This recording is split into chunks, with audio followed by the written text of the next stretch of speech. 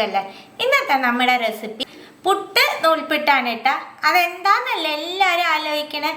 ബാക്കി വന്ന ചോറ് വെച്ചിട്ട് നമ്മൾ പുട്ടും നൂൽപുട്ടും ഒരേ റെസിപ്പി ആയിട്ടാണ് ഇന്ന് റെഡിയാക്കാൻ പോണത്. 1 കപ്പ് ചോറ് എടുത്തിട്ടുണ്ട്. ഏത് അരി ആയാലും കുഴപ്പമില്ല കേട്ടോ. ഇത് നല്ല ഫൈനായിട്ട് കുറച്ച് വെള്ളം ചേർത്ത് നല്ല ഫൈനായിട്ട് നമുക്ക് അരച്ചെടുത്തിട്ട് വരാം. നല്ല ഫൈനായിട്ട് അരച്ചിട്ടുണ്ട്. ഇതൊരു ബൗളിലേക്ക് ഒഴിക്കാം.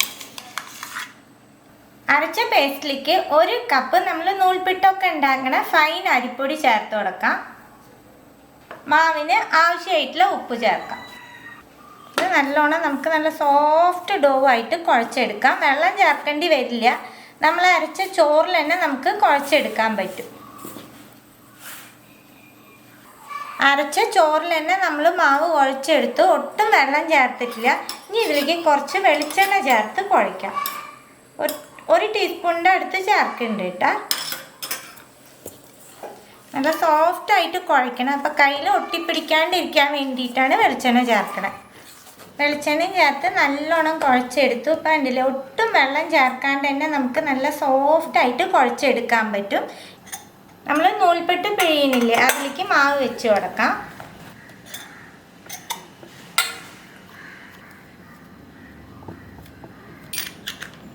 വെച്ച് ക്ലോസ് ചെയ്യാം.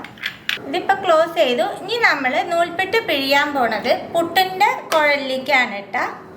പുട്ടുണ്ടാക്കണ പോലെ തന്നെ ഇതിലേക്ക് ഇത്രയും നാളികേരം ഫസ്റ്റ് ഇട്ട് കൊടുക്കാം. ഇനി ഇതിലേക്ക് നമുക്ക് പിഴിയാം. ഇപ്പം പുട്ടുംകുറ്റിയിൽ പകുതി ആയിട്ട് നമുക്കിതൊന്ന് കട്ട് ചെയ്ത് കൊടുക്കാം. ഇനി നമുക്ക് ഇതിൻ്റെ മുകളിൽ നാളികേരം വെച്ച് കൊടുക്കാം. ബാക്കിയുള്ള സ്പേസിൽ ഇത് പിഴിഞ്ഞെടുക്കാം.